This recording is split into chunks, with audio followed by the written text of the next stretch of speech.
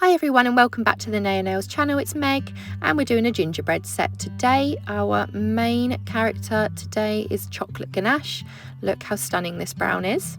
Probably one of my favourite winter tones at the minute. I've been using it a lot in the salon recently. So we are going to begin with doing one coat of that all over the nails. Make sure to apply this reasonably thin because it is quite a highly pigmented colour and it can ripple if you place it on the nail too thick. So that's how that looks after one coat. As you can see, it probably could just stay like that because the coverage is absolutely 10-10, but we did a second coat anyway. So now we're going to take Snow White and we're going to begin our first nail. And what you want to do here is with a dotting tool, small to medium size, just dot around the edge of the client's nail like so. Obviously I'm extra so decided to do the long set today rather than a short set, but I find that it just gives you an idea of what it can look like on a slightly longer nail.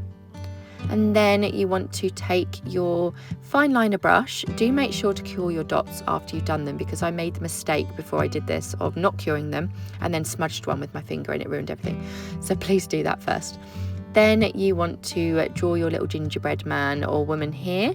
And I've began with really fine lines, I would say, especially in the areas that I weren't sure whether I was going to do longer or shorter with the arms and the legs, because the thinner you do your first lines and you're mapping out, you do give yourself a little bit more wiggle room with being able to correct things if you do make a mistake. You can go thicker without it looking too thick.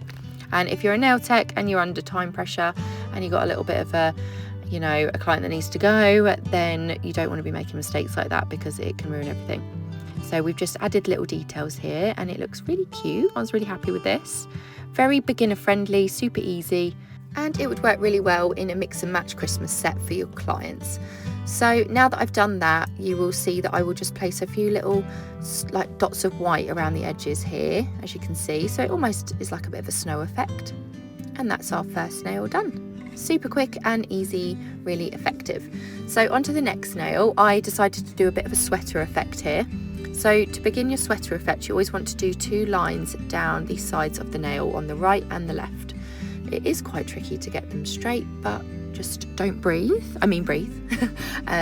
Yeah, and don't talk to your client while you're doing that because it's, a crucial time in the design to get that straight. So we did that. I managed to get them reasonably straight without having a heart attack. Then I added 3 hearts in the centre and they look really cute. I just did 2 dots for the top of the heart with a dotting tool, and then using the fine liner brush I connect it, and I find that that's a really good way of doing hearts and making them look super even.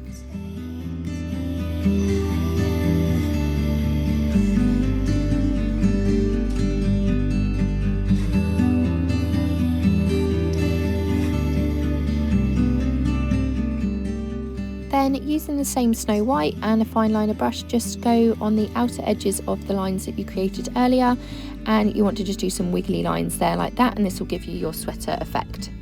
That is basically it for that nail. I've kept it really simple, but it's really nice. It looks still gingerbread vibes. So for the third nail, we have gone with a wiggly line around the outer edge of this nail, and then in the centre to create this style of snowflake, because it is a little bit different than the traditional snowflake. I did a dot in the centre, and then left, right, up and down I did a line and made the end of the line a little bit thicker than the centre, just so that it gave this cute little like detailed effect here. And then on the edges of each point of the snowflake, I went in and did like a teardrop. I did 2 teardrops on either side. One was larger and one was smaller. And as you'll see, it starts to create a really, really effective looking snowflake. It's a little bit different, I just thought, let's not go with the traditional, let's do something a bit more fancy. And it came out really well. Then just do some little dots of white here just to create a snow effect. And I feel like that just finishes it off. This nail was a little bit more simple. I lined out near the cuticle area of the nail where I want my snow and icicles to begin. This just helps you so that you don't end up getting too thick. Then you can fill that out, place your lines down where you want each icicle droplet to be, and then you can start to create the rounded areas here, which makes it look more realistic. You just want to basically connect each line with a rounded arch. And as you can see here, I just go down, and where my icicles are, you want the end of it and the point to be as thin as you can to create the most effective style, I guess. Once I did that, I then wanted to create little 4-point stars, so I'm popping down the centres here. I went with 4, some bigger, some smaller, depending on how big you want your star to be, depends on how big the circle in the centre is, so bear that in mind. And then make sure to wipe your brush clean, and then just drag a little bit of the white in it again, just so that, oh wait, hold on, I went in with more stars. Oh no, I didn't, not more stars, ignore me. This is snow in between the stars. But yeah, you want to keep your brush really fine and clean when you are doing the points of the stars, just to keep the ends really pointy. Then we got a little bit cocky here, and I was like, yeah, let's do a gingerbread house, I can do that. So I went with snow on the bottom. I was winging this because I had no reference picture at all, so hopefully it looks okay in the end. I started with the door because I thought at least then I can see how big the house is going to be and how many windows and stuff I was going to do.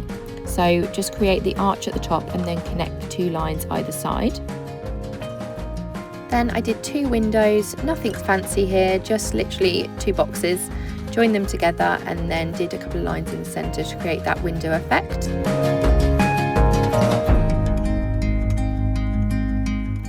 Once I did that, I did decide to go in with a few little icicles at the bottom of the windows because I thought that would look really cool and obviously effective because it's a snowy set.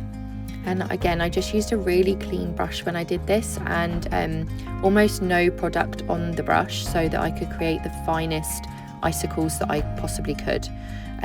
Obviously I did these lines and the details on the doors and the windows first, and then I go in and do the icicles in a second.